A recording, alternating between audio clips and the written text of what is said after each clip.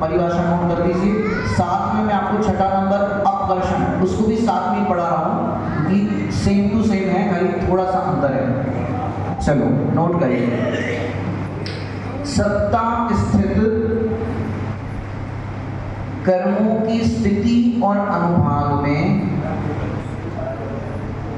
सत्ता स्थित कर्मों की स्थिति और अनुभाग में वृद्धि होना उत्कर्षण है।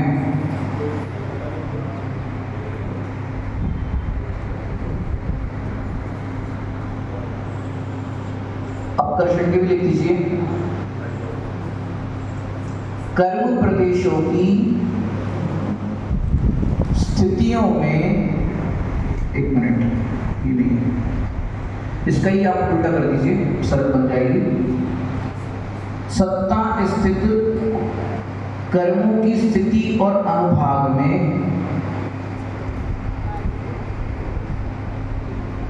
कर्मों की स्थिति और अनुभाग का घटना, इसका नाम है अपकर्षण। सिंपल है। जो हमने कल पढ़ा था, चार चीजें, प्रकृति बंध, प्रदेश बंध, स्थिति बंध और अनुभाग बंध। तो जो कर्मों की स्थिति टाइम मानना है और उसका फल जो है उसमें घटना बढ़ना हो सकता है, घट भी जाएगा बढ़ भी जाएगा, ये इसकी व्यवस्था है। तो आइए अपन दोनों की परिभाषा सबने नोट कर ली है, अपन इसका विषय समझने की कोशिश करते हैं। बहुत सिंपल विषय है लेकिन हमारे लिए बहुत महत्वपूर्ण और प्रयोगात्मक है।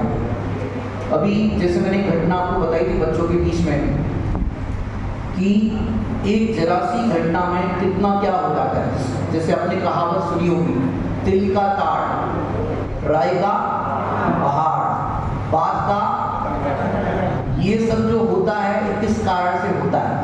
ये उत्कर्षण के कारण से बात का बतंगड़ हो जाता है। इसको सरल तरीके से अपन समझेंगे। पहले मैंने अभी कुछ साल पहले एक महाराष्ट्र के अंदर मेरा प्रवास था, वहाँ पर न्यूज़पेपर की हेडलाइन पढ़ी थी कि चाय के अंदर बाल निकला और पति ने पत्नी की हत्या की। हेडलाइन, चाय के अंदर बाल निकला और पति ने पत्नी की हत्या की। कोई करना हो गया? अब वो घटना हेडलाइन ऐसी थी, अब अंदर का विवरण पढ़ोगे तो क्या जरा सा चाय में बाल निकला कोई हत्या कर देगा कि नहीं? अब वो हत्या क्यों हुई?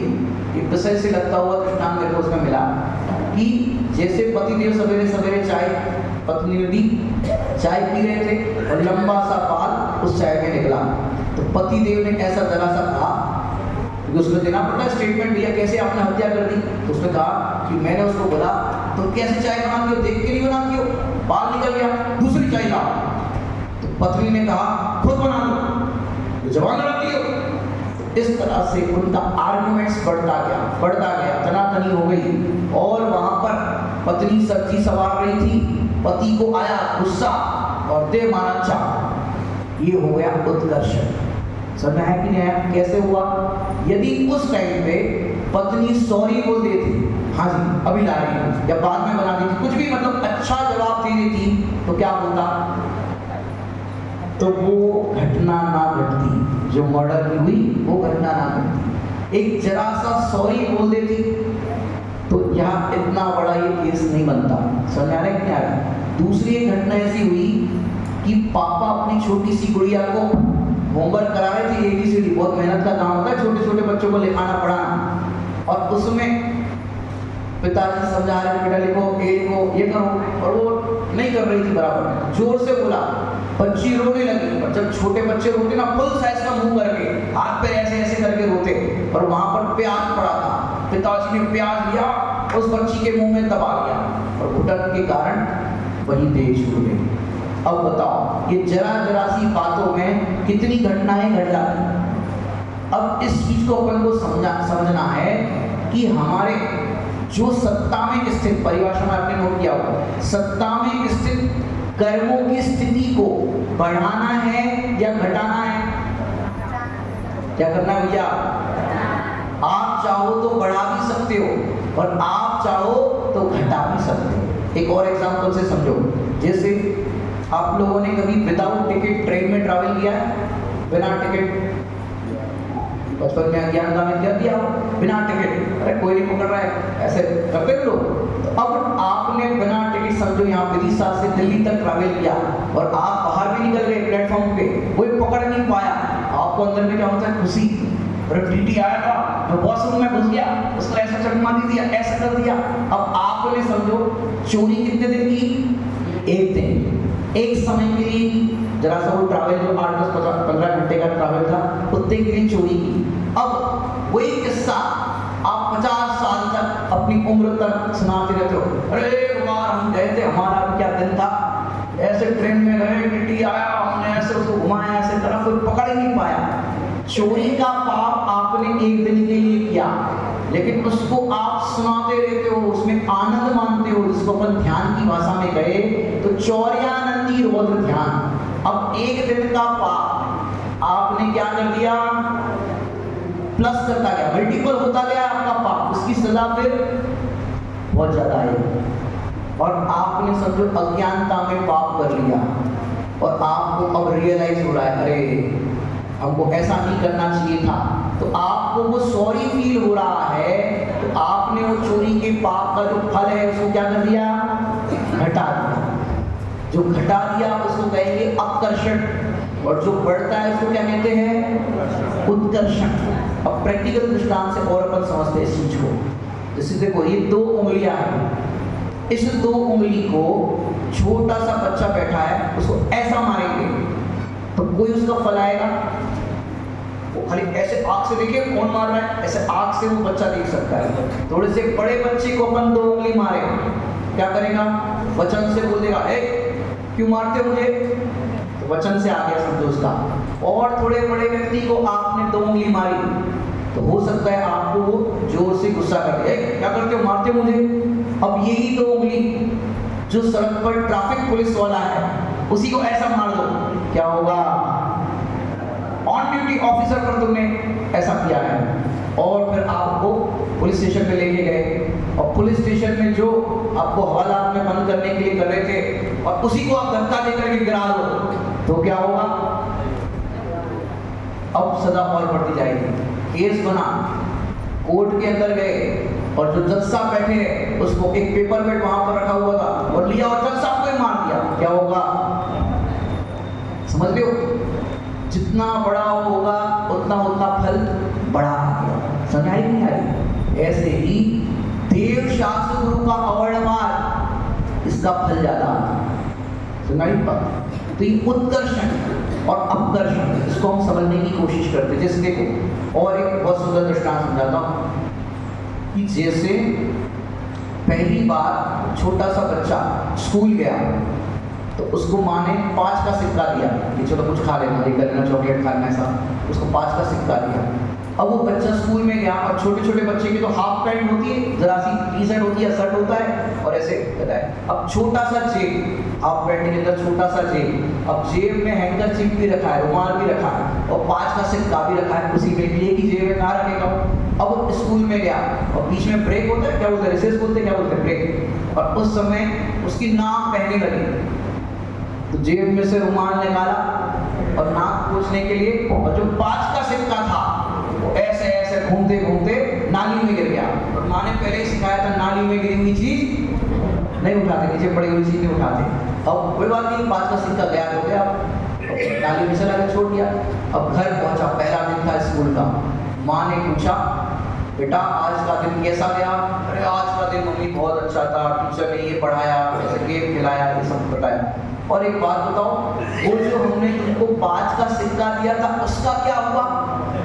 ओ मम्मी, मैं ऐसे ऐसे रिसेस के अंदर मेरे को नाक बह रही थी, मैंने जेब से रुमाल निकाला और 5 का सिक्का गोल गोल गोल करके गटर में गिर गया। वो तो बच्चा है, कह रहा है उसको तो कोई फील नहीं हो रहा है। तो माँ को हुआ कि आज 5 का सिक्का खो गया है, अगर ज्यादा खो गया आएगा थोड़ा सा इसको उसकी कीमत बतानी चाहिए, समझानी चाहिए। तो प्यार से बोला, जैसे 5 का सिक्का खो के आ गया तो अपने आप को क्या समझता है? बड़ा हंस के सुना रहा है, मैंने कोई बड़ा काम कर गया है। मम्मी की ऐसी आंखें देखी, देखा तो बच्चा बोला, इसमें क्या हो गया?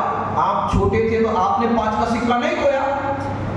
आर्ग्यूमेंट्स की, और फिर जवान लड़ता है, तो बच्चा बोला आपकी जबान आपके मुंह में, मेरी जबान मेरे मुंह में, और बात के बाद जवाब देते गया बच्चा। और माँ को आया गुस्सा और दिए मिला के और कांग्रेस के निशान बन गए। बच्चा फुल साइज का मुंह करके रोने लग गया।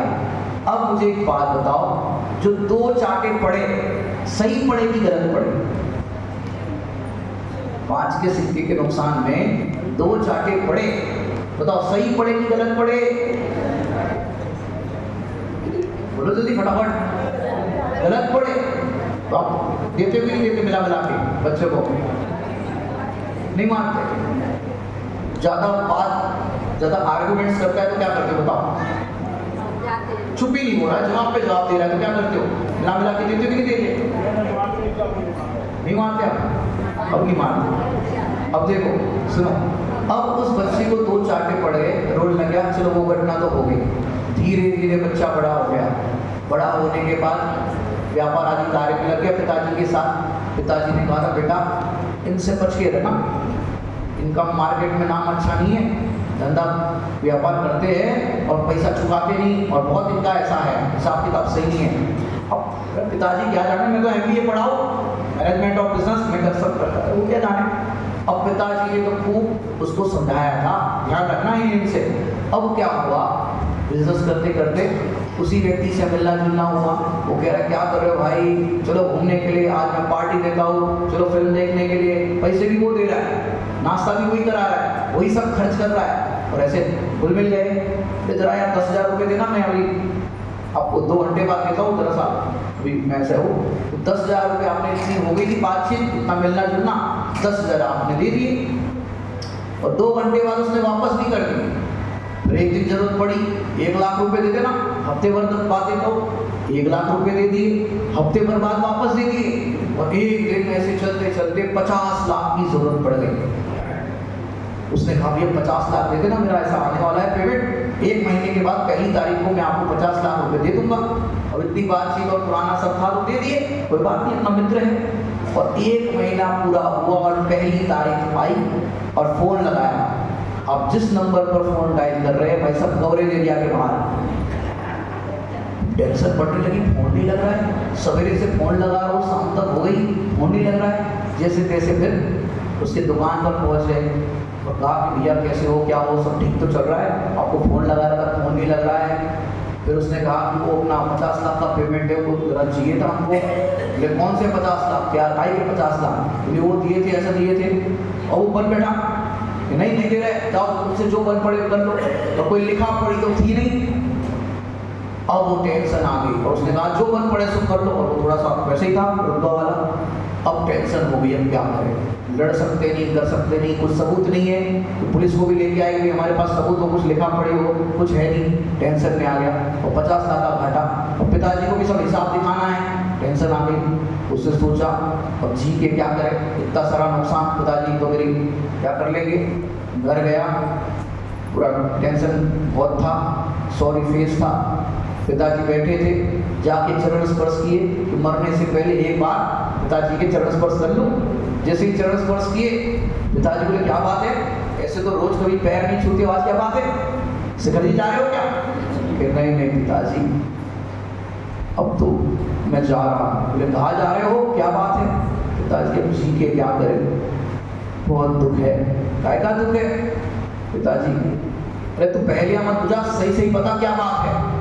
पिताजी आपने जिनसे व्यापार लेन देन की मना करी थी उन्हीं के साथ मैंने किया, और वो 50 लाख रुपए लेने के बन रहे हैं, और वो कह रहे पैसा वैसा कुछ नहीं, हाथ खड़े कर रहे हैं। पिताजी अब तो मैं मरता हूँ। अरे ऐसी बात करता है? अब बताओ उसको 5 रुपए के नुकसान में, 5 रुपए में 2 चाटे पड़े थे, तो अब 50 लाख में कितने चाटे पड़ेंगे? समझ में आ रही कि नहीं आ रही घटना? 5 रुपए में तो 2 चाटे पड़ रहे थे, और यहाँ पर सॉरी फील कर रहा है, दुखी हो रहा है, कह रहा मैं तो मरने जा रहा हूँ, मुझे नहीं रहना है। बताओ उसको कितने पड़ेंगे? एक भी नहीं। क्यों नहीं पड़ेंगे? क्योंकि पिताजी के द्वारा कही गई पहले नंबर तो बात नहीं मानी, लेकिन अब उसे अपनी गलती का एहसास हुआ है। पिताजी आप सही कह रहे थे, मैंने आपकी बात नहीं मानी, अब सॉरी फील हो रहा है, पिताजी क्या कहेंगे, अरे बेटा जान बची तो चिंता क्यों करता है, और कमा लेंगे, ऐसा कोई कदम उठाने की जरूरत नहीं। अब देखो सॉरी फील कर रहा है तो वहां पर चाटे नहीं पड़ रहे, फिर सांस समझ आया। ऐसे ही यहाँ पर देखो सबसे प्रसिद्ध दृष्टांत मैं आपको बताऊं अपकर्षण के लिए। श्रेणिक राजा उन्होंने यशोधर मुनिराज के गले में सर्प डाला, और सर्प डालने पर क्या हुआ था, उपसर्ग करने पर 7वीं नरक की आयु का बंध हुआ था। कौन सी नरक की, 7वीं नरक की आयु का बंध हुआ था। और वहां फिर जब उपसर्ग निवारण किया 3 दिन बाद, तो फिर क्या हो गया, पहली नरक रह गई 7वीं नरक से 33 सागर की आयु से कितनी रह गई, मात्र 84,000 वर्ष, 84,000 ईयर्स, इतना घट गया। इसको क्या कहेंगे, अपकर्षण। क्या कहेंगे, अपकर्षण। 7वीं नरक से पहली नरक हो गई, ये अपकर्षण। ऐसे ही कोई कथा हमने सुनाई थी अभी अभी इसी सेशन में, उसमें भी कुछ ऐसा आया था दृष्टांत, किसी ने पकड़ा, भीम मुनिराज की क्या घटना थी उसमें, हाँ, भीम मुनिराज की कथा में क्या बताया था, अभी अभी तो सुनाई थी आपको, कि भीम मुनिराज की घटना में जो आरिका थी, आरिका, उस आरिका पर उपसर्ग किया था, मुनिराज पर उपसर्ग किया था, जला दिया था, अग्नि में जलाया था कि नहीं जलाया था, तो उसके फल में उनको कौन सी नरक की आयु का बंध हुआ था, 7वीं। और फिर जब रियलाइज हुआ और फिर मुनिराज का समागम मिला, सम्यक दर्शन हुआ, तो कौन सी नरक हो गई, पहली नरक। तो ये क्या है, अपकर्षण। अगर उसमें अपन आनंद मानते हैं तो पाप और बढ़ जाता है। ये क्या है, उत्कर्षण। ये उत्कर्षण और अपकर्षण दो चीजें समझ में आई कि नहीं आई, आई। यदि हमारे से कोई पाप होता है और उस पाप को आनंद मानते हैं तो उत्कर्षण, और उसमें अपन सॉरी फील करते हैं तो अपकर्षण। ये दो बात बताई। अब आगे 2 पॉइंट हो गए अपने।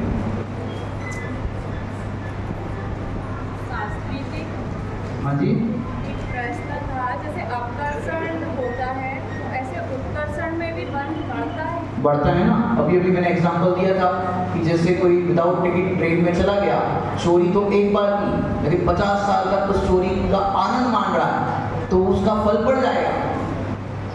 लेकिन उसका ऐसा कोई उदाहरण कभी पढ़ने में नहीं आया। उत्कर्षण का भी बताते हैं। देखो जैसे ये जो मैंने चोरी का बताया ना, इस प्रकार से भी आप समझ सकते हैं। हिंसा की एक बार और उसको अपन हिंसा में आनंद मान रहे हैं तो हिंसा का फल और बढ़ जाएगा, क्योंकि आप उसमें मल्टीपल करते जा रहे हो उस कर्म के अंदर, तो ये कर्म उसमें उत्कर्षण हो जाता है। जैसे आप देखो पुरुष पर्याय मिली है और इसमें आप ये तो अभी संक्रमण की आगे अपन चर्चा करेंगे, लेकिन उसमें आप किसी भी प्रकार के पाप में आनंद मानते हो तो मल्टीपल रूप से किस तरह से बढ़ता है, इसको कहते हैं उत्कर्षण। यहाँ पर अपन देखते हैं इसके अंदर अगर कोई दिया हो तो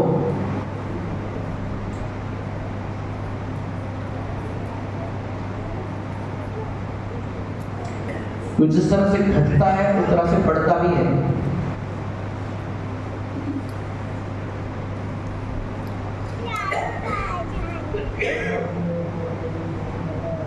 जैसे देखो मारीची का भी समझो, मारीची का, हाँ ना वो नहीं आएगा। जैसे देखो मारीची को 24वां तीर्थंकर होना है, सच्चे देव शास्त्र गुरु का भी सब समागम मिल गया है, लेकिन वहां दीक्षा भी ली और दीक्षा लेने के बाद तीर्थंकर का विरोध किया।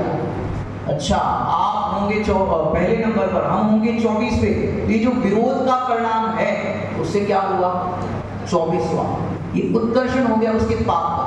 वहां पर तो मुनि बने थे, लेकिन मुनि बन करके भी वहां पर उन्होंने अपने पाप को बढ़ाया। यदि पाप को ना बढ़ा दे तो 24 पे कैसे होते। तो उसी समय, हाँ प्रभु आपने हमें 24वां नंबर दे दिया, ये तो बहुत अच्छी बात है, अपना मोक्ष पक्का। लेकिन उस टाइम पे विरोध का परिणाम आया, इस विरोध के परिणाम से 24वां, ये तो इतना काल कैसे बढ़ता। यदि तीर्थंकर का विरोध ना करते या इस तरह से, तभी ही उनकी मति सुलझ जाती, तो फिर जल्दी काम हो जाता। तो ये इस तरह से संसार बढ़ता है, जो अपन निर्गंधता की भावना में बढ़ते हैं। करके विराधन तत्व का बहुतों के उठाया,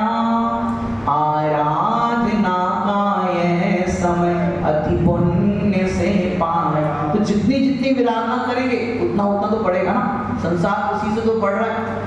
और यही तो उत्कर्षण यहाँ बताता है कि कर्मों की स्थिति और अनुभाग को बढ़ाना, अगर आप बढ़ाते हो तो संसार उतना बढ़ता जाता है और उतना आपका दुर्लभ होता जाता है।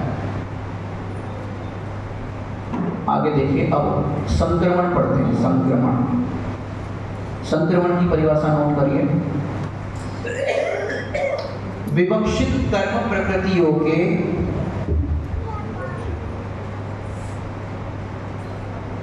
परमाणुओं का सजातीय अन्य कर्म प्रकृति रूप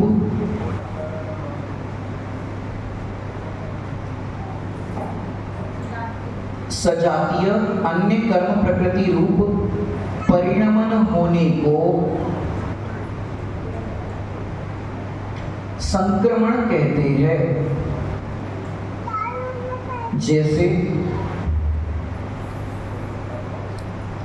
विशुद्ध परिणामों के निमित्त से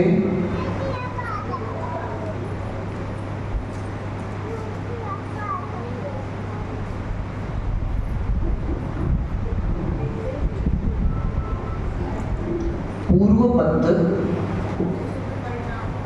विशुद्ध परिणामों के निमित्त से पूर्वबद्ध असाता वेदनीय कर्म प्रकृति के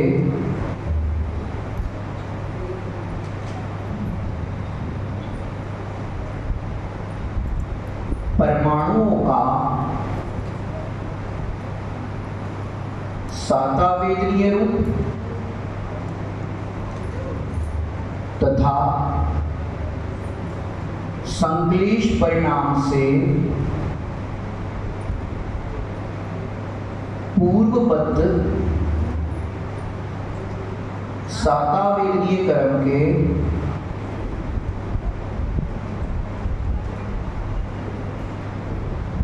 परमाणुओं का असातावेदनीय रूप परिणमन होना। फिर से बोलूं पूरा। विवक्षित कर्म प्रकृतियों के परमाणुओं का सजातीय अन्य कर्म प्रकृति रूप परिणमन होने को संक्रमण कहते हैं। जैसे 8 कर्म है, उसमें सजातीय में होगा, ये ज्ञानावरणी का दर्शनावरणी में नहीं होगा, अंतराय का आयु नाम गोत्र इन सब में नहीं होगा, सजातीय सेम टू सेम। जैसे वेदनीय कर्म है तो साता वेदनीय का असाता में, असाता का साता में, इस तरह से उसमें चेंजेस हो सकता है, ऐसा यहाँ कहना चाहते हैं। जैसे विशुद्ध परिणामों के निमित्त से पूर्वबद्ध असाता वेदनीय कर्म की प्रकृति के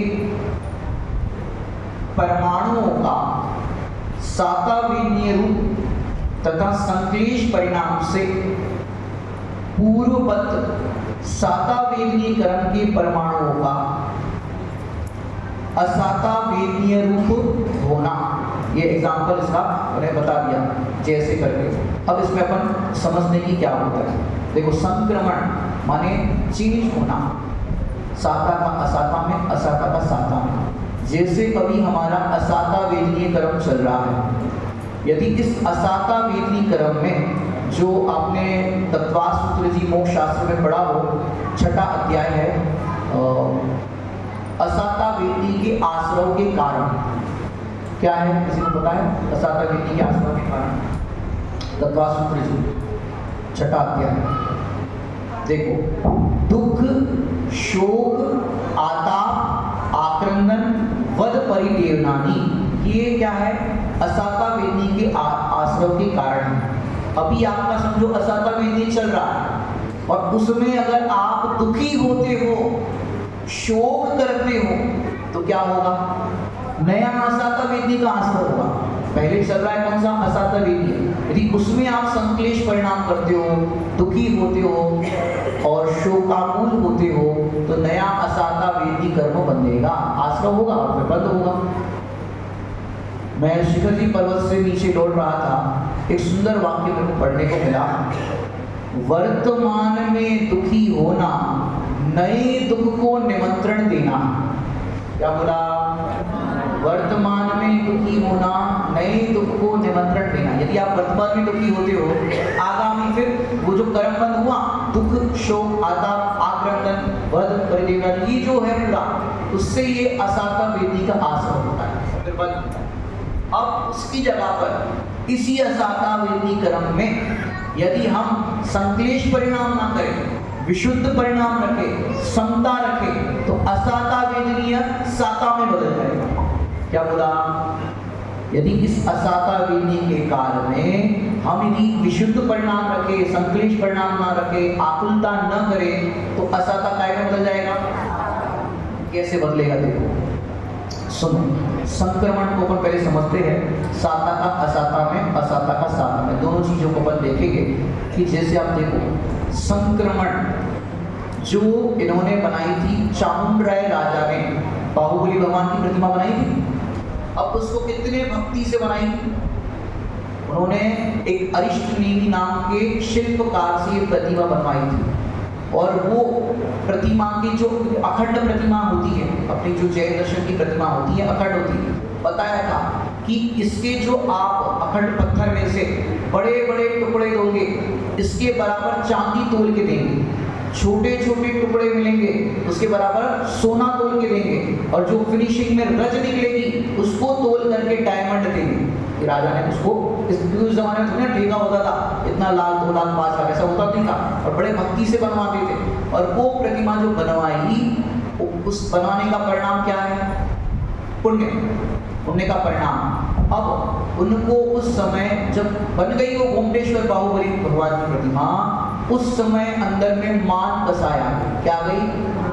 ना भूतो ना भविष्यति, ऐसा इस धरती पर पहले कोई इस तरह का है ही नहीं। जब ऐसा परिणाम आया और जब वो उसके पंच कल्याण का, जन्माभिषेक का वो सब समय आया, लास्ट दिन का समय होगा समझो, उस समय जब करने का समय आया, वहां पर अभिषेक करने का क्या हुआ?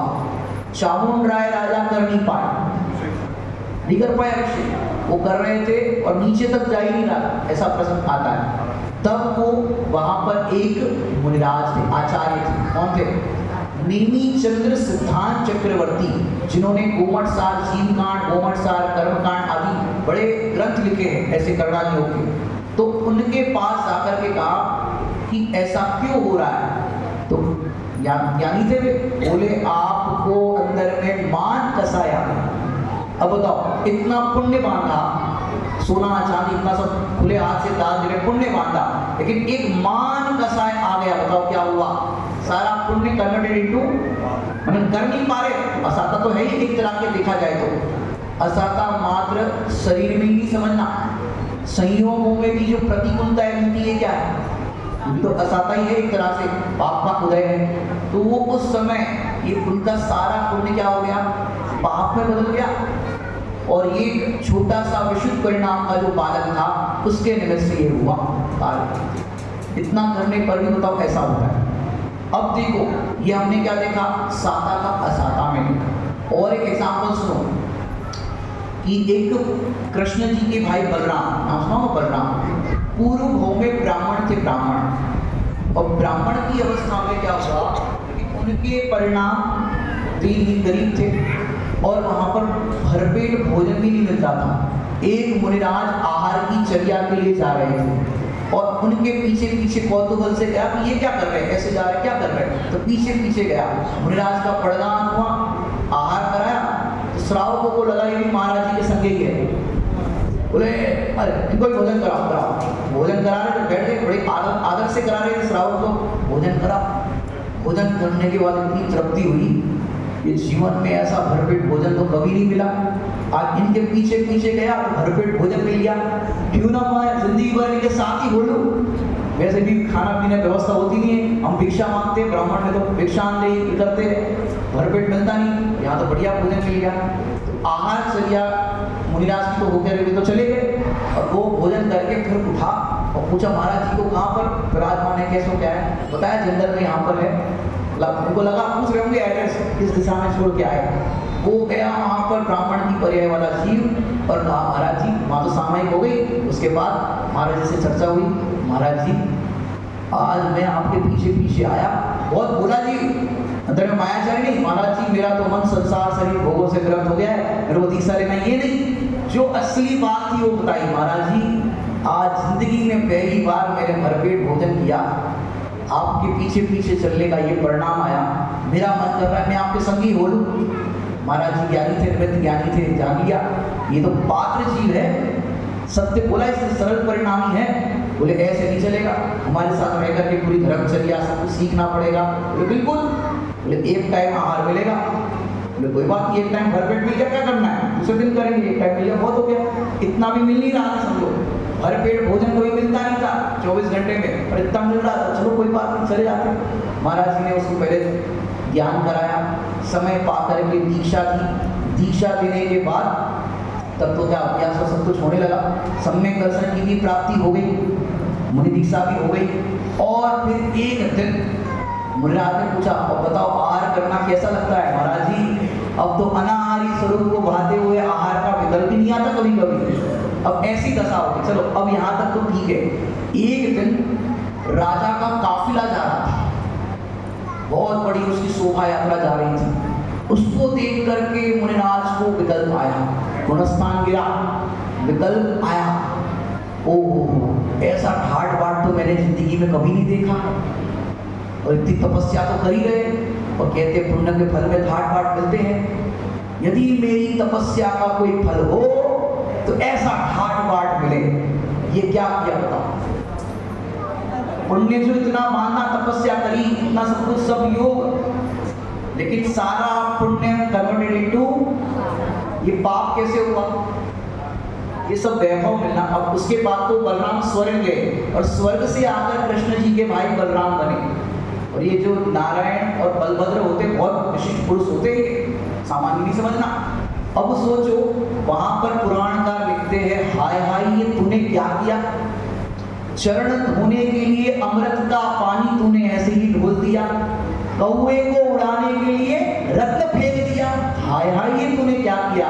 कि जिस तपस्या के फल में और आत्मा की आराधना के फल में तो मुक्ति की प्राप्ति कर सकते थे, लेकिन तुमने ये भाव बढ़ा दिया, पुण्य कन्वर्टेड इनटू पाप कर दिया। समझ में आ रहा है कि नहीं आ रहा है। ऐसी बहुत सारी घटनाएं आपको पुराणों में मिलेगी। अब अपन इसका समझते हैं पाप, ये तो अपन ने देखा पुण्य का पाप में कन्वर्ट करना। अब एक दो घटना और याद आ रही है मुझे। एक हेमसेन नाम के मुनिराज थे, क्या नाम था, हेमसेन। वो खेत के अंदर सामायिक कर रहे थे, जंगल के पास एक खेत था, सामायिक कर रहे थे, और सामायिक के बाद वहां पर खुशबू आई खरबूजे की, खरबूजा होता है अभी गर्मी में खाते खरबूजा, खुशबू आई खरबूजे की कि आजकल खरबूजे की फसल आ रही है, आहार मिल जाएगा, आजकल तो फसल आई है, सीजन की चीजें मिल जाएगी। और इतना उनको परिणाम आया, उस समय गति बंद हुआ, आयु पूरी हुई, और खरबूजे के अंदर इल्ली बन गए। तो कहा तो मुनि दशा, और कहा वो खरबूजे के अंदर इल्ली बन गए। एक और घटना आती मुनिराज, जब मुनिराजों की ऐसी बात है तो हमारे तुम्हारी की तो क्या बात है।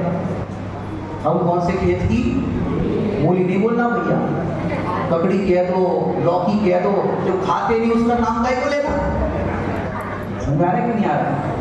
एक मुनिराज जंगल के अंदर, और एक महिला अपने बाल बना रही लंबे लंबे, तो एक अचानक ऐसा विकल्प आ गया, बाल की ओर नजर पड़ी, कितने सुंदर घने बाल है, गति बंद हुआ, उसी बाल में जू बन गए। सोचो, जो शिखर जी की यात्रा के लिए निकलते हैं, ठंडी ठंडी हवा आती है, सौंधी सौंधी हवा, और उस समय गति बंद हो जाए तो तथास्तु वायु का एक सीन बन जाए, ग्रीनरी को देख करके सेल्फी, और अंदर में आपको अगर उस समय आसक्ति और इस तरह का गति बंद का टाइम हो तो फिर वनस्पति का ग्रीनरी हो जाओ। अरे वहां जाकर के सेल्फी नहीं, सेल्फ को देखने जाओ। सोचो ये इतना सब कुछ, माने संगीत पंचेंद्रिय, सच्चे देव शास्त्र का समागम, उत्कृष्ट से उत्कृष्ट सब योग, सब कन्वर्टेड इनटू एकेंद्रिय। पाप हो गया कि नहीं हो गया, कि पाप है। अब देखो इसके अंदर भी हम बताए, ये तो हमने आपको बताया पुण्य कैसे पाप हो जाता है, बराबर, पुण्य साता कैसे असाता में बदल जाती है, ये अपन ने कन्वर्शन देखा। अब असाता साता कैसे हो जाती है, देखिए समझ में आया कि नहीं आया। अपन ने अभी क्या देखा, साता मैंने पुण्य योग, बांधा पुण्य हो गया पाप, अब बांधा है पाप और हो जाए पुण्य, इसको देख असाता के काल में, जो कि अपने परिभाषा लिखी, असाता में यदि हम विशुद्ध परिणाम करते हैं तो असाता साता में बदल जाता है। अभी जो अपनी कथा चल रही है महिपाल की, उसमें कोई लगा के बताए तो आनंद आएगा। जो चल रहा है उसी का प्रश्न पूछ रहे हैं, प्रसंग बताओ, महिपाल के कोई प्रसंग से जोड़ो कि असाता में उनको साता बन गया धर्म के लिए। अब रोज रोज किटपिट हो रही थी, पिताजी कह रहे राज्य छोड़ो या धर्म को चुनो, उन्होंने धर्म को चुना, ठीक है। अब बाहर निकले तो बाहर प्रतिकूलता तो थी, नंगे पांव जा रहे हैं, बाहर में कैसी स्थिति, और वहां सेठ जी मिल गए, साता का उदय, पुत्र के रूप में उन्होंने अब स्वीकार कर दिया साता का उदय। समुद्र के अंदर जा रहे थे, असाता का उदय, और समुद्र के अंदर सब बिछुड़ गए, पत्नी बिछुड़ गई, सब बिछुड़ गया, और फिर किनारे पर पहुंचे, संकलेश परिणाम किए पत्नी के लिए, कहाँ गई सोमश्री, कहाँ गई, क्या हो गया, रोए नहीं, दुखी नहीं हुए, और फिर ध्यान करने के लिए बैठ गए, और वहां क्या हुआ, साता का उदय। सेठ जी आए रत्न वाले, तो लेके गए सागर तक। सेठ जी बताओ, ऐसी घटनाएं बहुत मिलेगी। सीता जी को जब गर्भवती अवस्था में छोड़ा था तब दुखी नहीं हुई, थोड़ा टाइम के लिए तो वो चारित्र मोहनीय है, और वहां उस समय क्या हुआ, सीता जी ने धैर्य धारण किया, और उस समय वज्रजंग नाम का राजा जो हाथी पकड़ने के लिए निकला था, और उस समय धर्म की बहन बना करके लेके गया। ये क्या है, साता का असाता, असाता का साता में संकलेश परिणाम नहीं किए। मैंने एक बहुत सुंदर वाक्य इंदौर में बताया था अभी, आप भी सुनिए। क्या कहा था कि आपका 10 लाख का नुकसान हुआ, ये नुकसान नहीं है, असाता कर्म का उदय है, पाप कर्म का उदय है, तो नुकसान हुआ, उदय में नुकसान हुआ।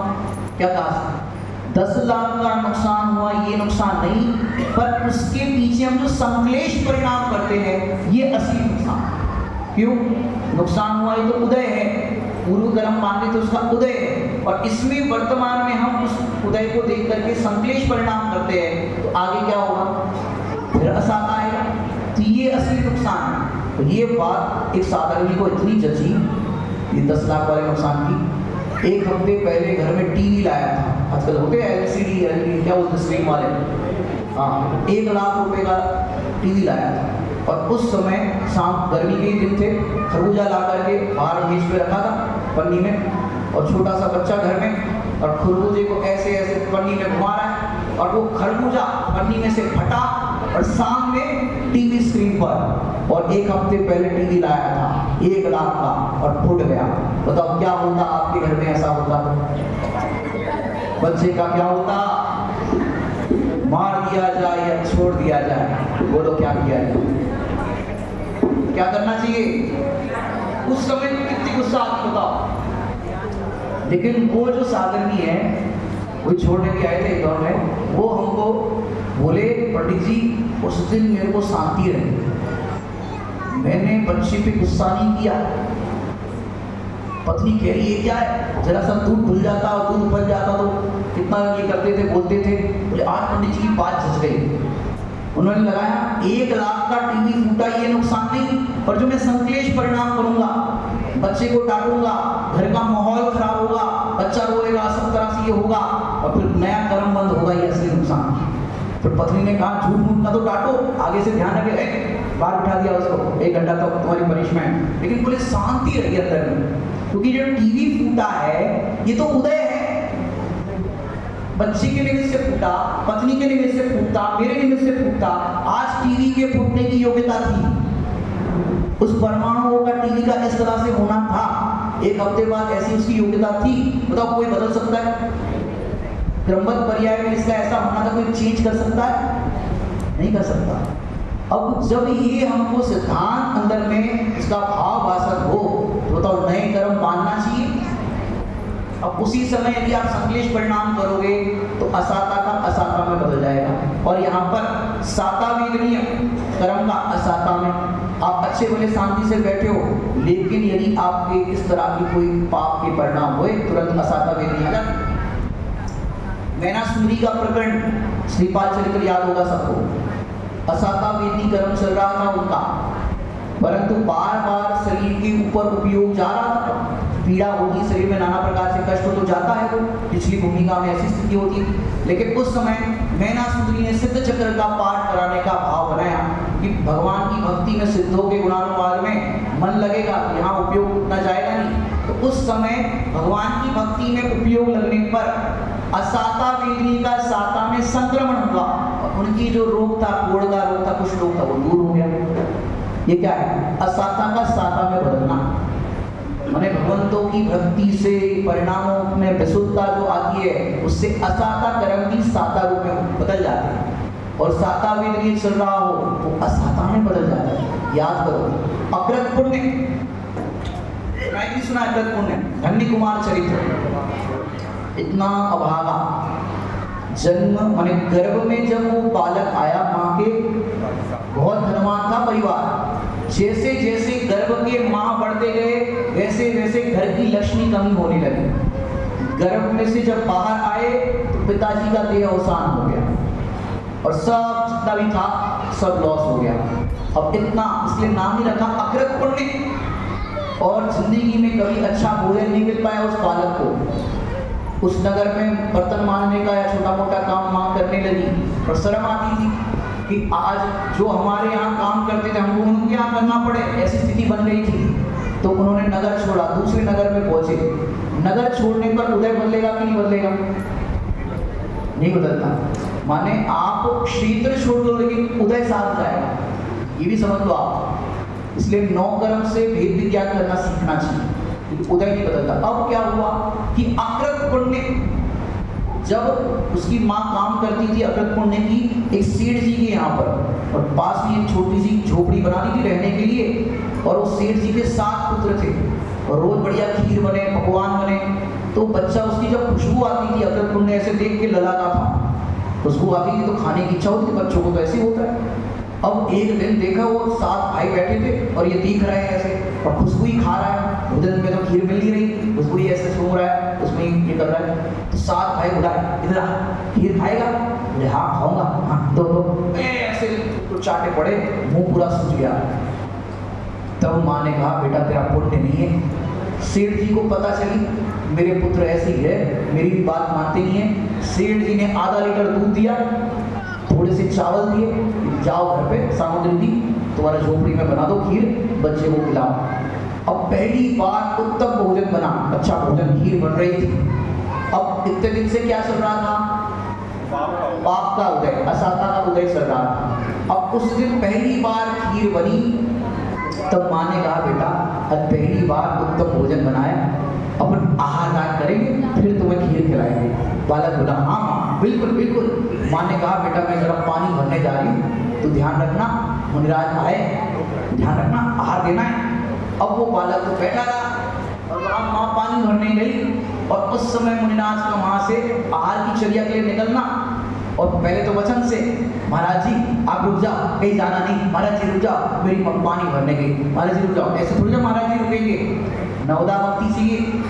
और वहाँ महाराज जी तो रुक नहीं गए थे, बच्चे ने चरण ही पकड़ लिए, महाराज जी मेरे बहुत पाप का होते, जिंदगी में कभी मेरे को अच्छा भोजन नहीं मिला है, आज उत्तम आहार पहली बार बनाया, महाराज जी आप रुक जाओ रुक जाओ। अब पैर पकड़ लिए तो महाराज जी क्या करें, चरण पकड़ लिए तो, और वो बालक की आंखों में आंसू आ गए और कुत्ते में माँ भी आ गई, हे स्वामी अत्र अत्र तिष्ठो तिष्ठो। और उनका अभिग्रह ये था कि कोई बालक पड़गाएगा और आंखों में आंसू,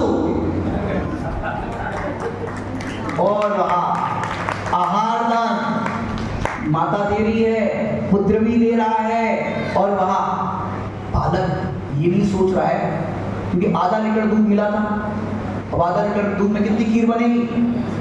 वो बालक ये नहीं सोच रहा सबरी महाराज जी ले लेंगे तो मेरा क्या होगा, सबरी यही खा रहे हैं हमको क्या मिलेगा। उल्टा वो बालक कह रहा है माँ थोड़ी और दे दो, और दे दो, और दे दो, थोड़ी ऐसे देने के उसके परिणाम बने, और दे दो, और दे दो, थी कम और परिणाम ऐसे हुए दान के, और दे दो, और दे दो। दान का पर्व भी है अक्षय तृतीया, ऐसी भावना उसकी दान की बनी, बनते बनते वो खीर में से देते जाए और खीर में और हो जाए, देते जाए और हो जाए, इसको कहते हैं अक्षय तृतीया। उसमें क्षय नहीं होता, वो खत्म ही नहीं होती। ऐसा वो पात्र में मुनिराज की रीति होती है, वैसा हो गया। और वहां पूरे नगर में भोजन किया और सबसे लास्ट में इसने किया। कौन ने? अग्रत पुण्य ने। अरे भैया सबको दे दो, और बच गई, अरे भैया और दे दो, और सबको दिया। सेठ जी को भी आश्चर्य, ये क्या बात है, ऐसा कैसा पात्र है, ये खत्म ही नहीं हो रही। और लास्ट में जब अग्रत पुण्य ने खाई और माँ ने खाई, तब खेल खत्म हुआ।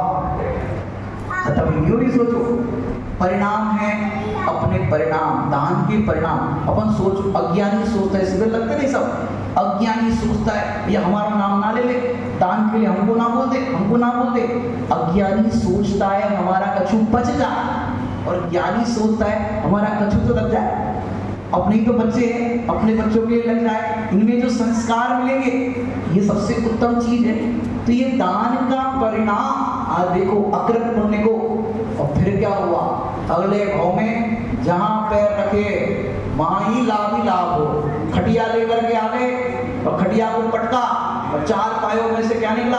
हीरे मोती सब निकले। बताओ, खेत के अंदर जरा सा हल को टच किया और गड़ा हुआ धन निकला। कुछ करना नहीं पड़ता। दान देने वाले के इतना पुण्य अपने आप होता है कि उसको फिर कुछ नहीं करना पड़ता, अपने आप सब आता है। ये सारी कर्म की व्यवस्था है। और जो मलिन परिणाम रखते हैं, आप देखना विराधना का फल रचना पढ़ना बड़े पंडित साहब। कंजूसी पूर्वक धन संचय का फल कहते भिखारी। ये भिखारी किस फल में बनते हैं? कि धन को संचय करते हैं, दान नहीं देते हैं, कंजूस ऐसा होता ना, उस तरह के लोग फिर भिखारी बनते। क्यों? 3 गति है धन की। कौन कौन सी? इष्टोपदेश में आई, दान, भोग और नाश। दान दोगे तो पुण्य बंधेगा, भोग करोगे तो पाप बंधेगा, और नाश तो होगा ही। आपके पास अभी 2000 की गड्डियां रखी हो, बताओ क्या होगा उसका? आपने संभाल करके रखी, भूल गए, बताओ क्या होगा? नाश तो हो गया। आपका थोड़ी वो करेंसी चल रही है, 1000 के नोट रखे हो, बताओ क्या होगा? नाश तो होना ही है। अरे अभी बैंक ऑफ बड़ौदा का हमने एक वीडियो देखा कि लॉकर में रखी थी गड्डियां और दीमक लग गई। इसके जिम्मेदार बैंक ऑफ बड़ौदा वाले हैं क्या? ये तुम्हें हर महीने जैसे जैसे जो भी उसका टाइम पीरियड होता है, बीच बीच में अपने लॉकर के दर्शन करने चाहिए। बोले हम क्या करें, तुम रखे रहे 10 साल रखे रहे, हम क्या करें? दीमक लग गई नोटों में, पैसे में, बताओ क्या काम का? तो नाश तो होना ही है। यदि आप दान के परिणाम रखोगे तो पुण्य बनेगा। और निज हाथ दीजे साथ लीजे, खाया खोया बह गया। तो ये दशा होगी। ये असाता का साता में, साता का असाता में इस तरह से बदलता है। और थोड़ी एक दो दृष्टांत लेकर के बात पूरी करते हैं। तो देखो, जैसे आजकल जो मोदी जी का और सब देश में होता है ना, स्कूल के अंदर बच्चियों को फ्री पढ़ाई, स्कूल में साइकिल बांटते हैं, या होता है कि नहीं होता? ये साइकिल बढ़ती है और भी जब व्यवस्थाएं होती है, लैपटॉप बांटते हैं। अब देखो लाइन से सब बिटियाओं बच्चियों को ये बांटा जा रहा है, और सब लड़के ऐसे खड़े होकर देख रहे हैं, काश हम लड़की होते। अब बताओ क्या होगा? स्त्री पर्याय की कितनी पराधीनता है, कितना दुख है, ये स्त्री जानती है। अब वो लड़के खाली एक लैपटॉप के चक्कर में, एक साइकिल के चक्कर में, फ्री पढ़ाई के चक्कर में जो कुछ भी व्यवस्थाएं मिलती है, काश हम लड़की होते, तथास्तु। अब लड़की बन के देखो कितना दुख है। ये ऐसे कर्मवत होते, ऐसी ही पर्याय मिलती है, काश हम लड़की होते। हो जाओ फिर। तो जो जो देखकर ये आपने सब कुछ जो योग्यता है, पुरुष पर्याय है, सब तरह की अनुकूलता है, संयम धारण करने की योग्यता है, यदि पंचम काल ना होता तो मोक्ष जाने की योग्यता है, ये सब कुछ आपने पुरुष पर्याय का कन्वर्टेड इनटू पाप। सोचो, ये एक एक अपन काश ऐसा होता तो अच्छा होता। एक नौकरानी को अच्छा है, फ्री का राशन मिलता है, फ्री का ये मिलता है, गरीबों को बढ़ता नहीं है सरकार की तरफ से। वो तो बोलते अल्लाह दे खाने को, क्यों जाए कमाने को, काय को जाए, सब व्यवस्था मिलती है। अब कोई सोचे काश हम मुस्लिम होते तो सब बच्चे मदरसा में पढ़ जाते, ऐसा हो जाता, ऐसा हो जाता। लेकिन सोचो, उत्तम जैन कुल को छोड़ करके कहाँ जाने की सोच रहे हैं? जब भी ऐसा विचार आए तो सोचना कोई भी कि हम अपने उत्तम पुण्य को खत्म करके पाप में कन्वर्ट कर रहे हैं। तो ये अपन ने उत्कर्षण, अपकर्षण और संक्रमण, समय अपने पास कम है इसलिए अपन ने इसको ज्यादा विस्तार नहीं दिया।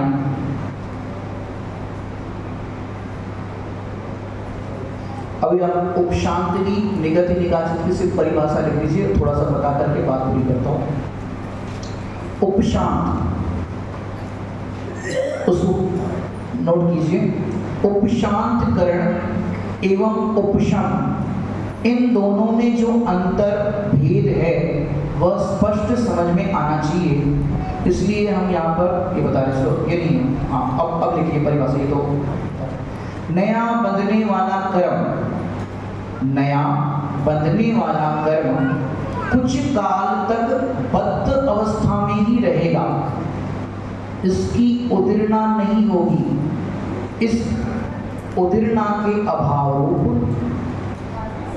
नया बंधने वाला कर्म कुछ काल तक बद्ध अवस्था में ही रहेगा, बंधी हुई अवस्था में रहेगा कुछ टाइम तक, कोई उदय में नहीं आ रहा है। इसकी उदीर्णा नहीं होगी, ये बद्ध अवस्था में, अभी सत्ता में भी नहीं आया, इसकी उदीर्णा नहीं होगी। इस उदीर्णा के अभाव रूप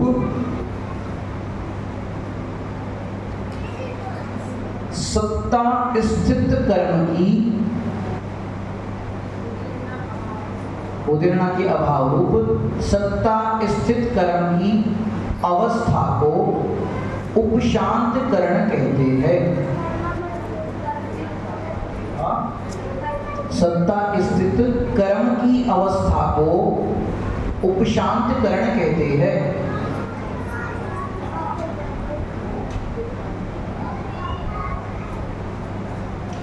दूसरा पॉइंट आप लिख सकते हैं, सत्ता स्थित कर्म द्रव्य की, सत्ता स्थित कर्म द्रव्य की जब तक उदीर्णा नहीं होती तब तक द्रव्य कर्म, अरे कर्म द्रव्य की, सत्ता स्थित कर्म द्रव्य की जब तक उदीर्णा नहीं होती तब तक की कर्म की अवस्था को, तब तक की कर्म की अवस्था को उपशांतकरण कहते हैं। जैसे नया बंधने वाला आपका जो कर्म था वो कुछ टाइम के लिए बद्ध अवस्था में रहेगा, अभी नया बंधा नहीं है लेकिन बद्ध अवस्था में रहेगा, तो वो जो टाइम पीरियड है उसको कहेंगे उपशांतकरण। क्या कहेंगे? और उसकी उदीर्णा नहीं होती, जब तक उदय में सत्ता में नहीं आएगा तो उदीर्णा कैसे होगी? सत्ता में अभी आया नहीं है, नया बंधा नहीं है, तो जो बीच का टाइम पीरियड है उसको कहते हैं उपशांतकरण। हाँ, अवस्था को उपशांतकरण कहते हैं। और इसमें बहुत ज़्यादा डिटेल है, उपशांत और उपशम की लगभग 8-10 पॉइंट डिफरेंस बिटवीन किए हैं, ये आप ग्रंथ में पढ़ लेना, समय इतना है नहीं। एक सामान्य आपको परिचय कराया है कि 10 करोड़ों का किसे क्या कहते हैं, नहीं तो कम से कम इसके लिए 15 दिन तो कम से कम चाहिए। 65 पेज की पुस्तक है, तो इस तरह से आप पढ़ सकते हैं। अब आगे निगत्ति, 9 नंबर का कर्म, 9 नंबर का करण निगत्ति कर्म। निगत्ति को लिखिए, सत्ता में स्थित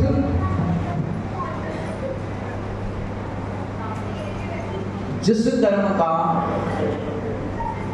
संक्रमण व उदीर्णा नहीं होते, फिर से बोल रहा हूं, सत्ता में स्थित जिस कर्म का संक्रमण व उदीर्णा नहीं होते उसे निगत्ति कहते हैं। निगत्ति। दूसरा पॉइंट, निगत्तीकरण 8 कर्मों में होता है।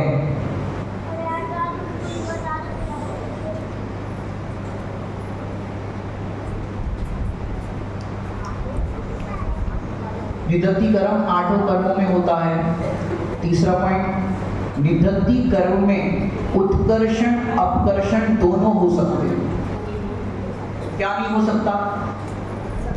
संक्रमण और उदीर्णा, पहला पॉइंट जो बताया था, दोनों हो सकता है। फिर चौथा, उदय में आकर फल देगा ही। ये निगत्ती कर्म ऐसे होते हैं, उदय में आकर फल देगा ही, कंपल्सरी। यह निधत्ति की विशेषता है। लिख दिया 4 पॉइंट, 5वां लिख लिया। कौन सा पॉइंट बोले? तीसरा, निधत्ति कर्म में उत्कर्षण अपकर्षण दोनों हो सकते हैं। चौथा लिख दिया, उदय में आकर फल देगा ही। यह निधत्ति की विशेषता, फल देगा ही, जिसको आप सरलता से समझ सकते हैं कि पार्श्वनाथ तीर्थंकर का जी भगवान बराबर मुनि अवस्था में है और तीर्थंकर में कितना पुण्य होता है, स्वर्ग से सब पूरी व्यवस्थाएं होती, पूरा गृहस्थ अवस्था में तो कितना होता है। लेकिन जैसे अभी आज का ही पर्व का देख लो, 7 महीने 13 दिन तक विधि नहीं मिली किसको? आदिनाथ मुनिराज को, ऋषभदेव मुनिराज को। ये कौन सा कर्म था? निधत्ति कर्म। ये कर्म कैसे बंधा था? वो 80 कृषि वाली सिखाई थी विद्या, और वो तो गृहस्थ की भूमिका थी। लेकिन अब भोले जी से जानते नहीं थे क्या करना कैसे करना, जो ऊपर से ऑर्डर आए वैसे करते थे।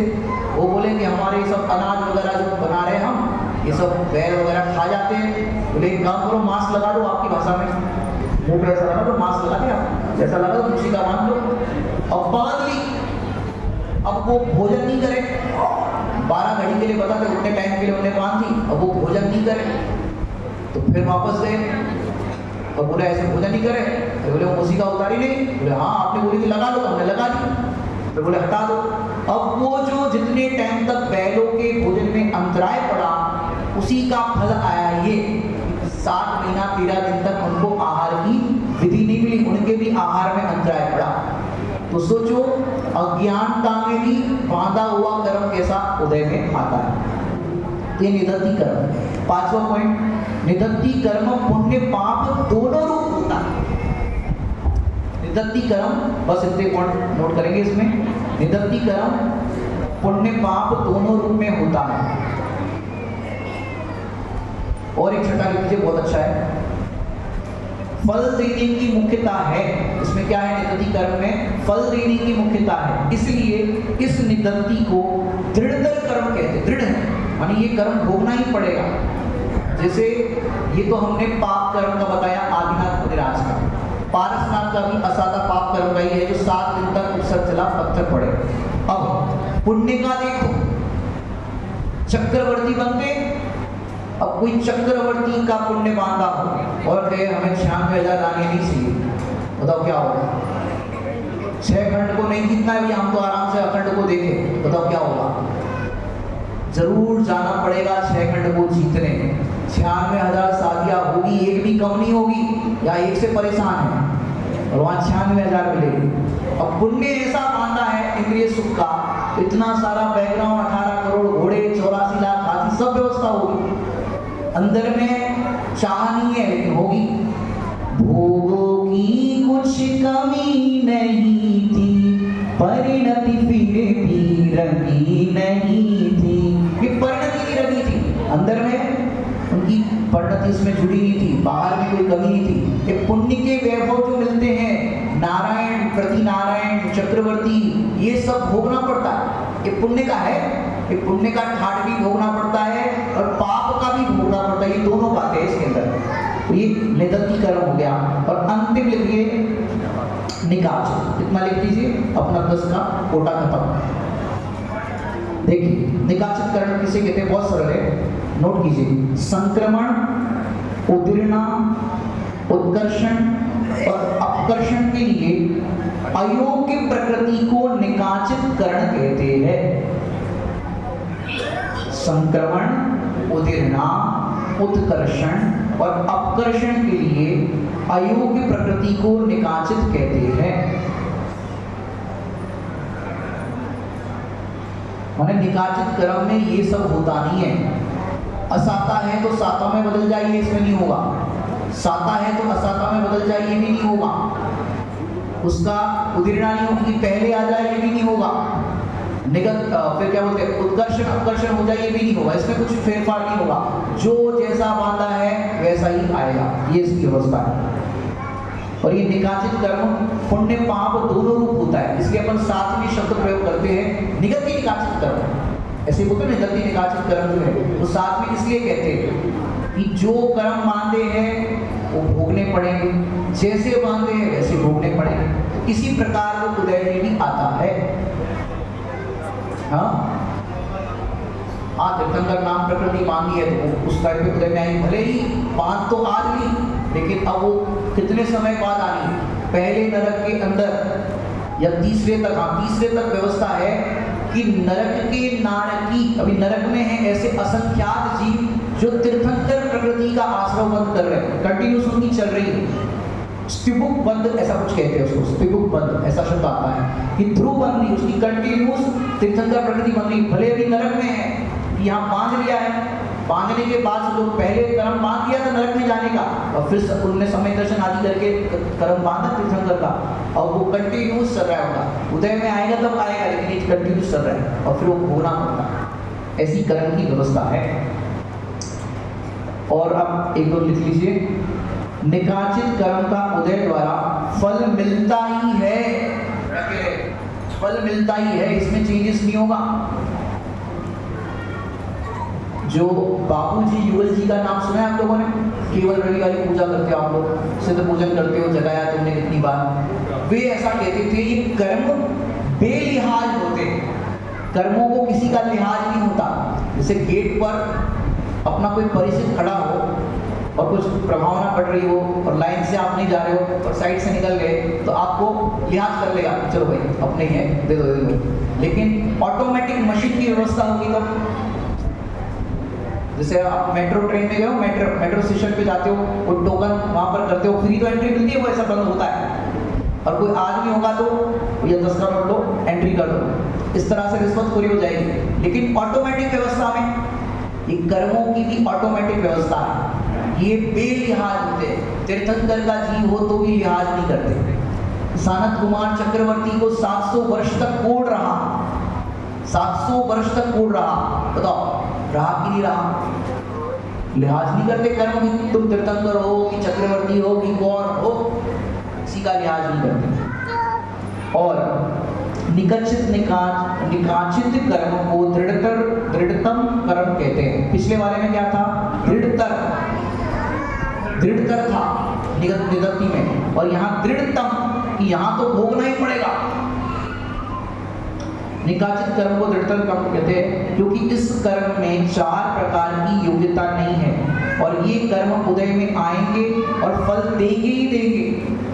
ये निकाचित कर्म की व्यवस्था है, फल मिलेगा। जो अपन पारसनाम का देख रहे हैं और भी जो भी आपने दृष्टांत देखे, वो सब में कर्म भोगना ही पड़ेगा। ये निकाचित कर्म की व्यवस्था है, और ये दोनों पुण्य पाप रूप दोनों प्रकार के होते हैं। इस तरह की यहाँ पर अपन ने 10 करण की सामान्य व्यवस्थाएं देखी है। ये तो आपको जिज्ञासा हो इसलिए हमने ये विषय उठाया है। बाकी आप ये नक्शे में 10 करण जो है इसकी PDF फाइल चाहिए तो आप PDF में भी ले सकते हैं। मंगाना हो तो PTS की जो पंडित टोडर स्मारक ट्रस्ट है वहाँ से आप उसकी पुस्तक भी मंगा सकते हैं, तो PDF भी आपको मिल जाएगी। ठीक है, ये अपने 10 करण की व्यवस्था सामान्य परिचय किया है। आप अपना और स्वाध्याय करके इसमें आगे बढ़े। ओम नमः शिवाय। और सभी लोग इक्षुरस का आहार ग्रहण करेंगे। आहार दान का पर्व है।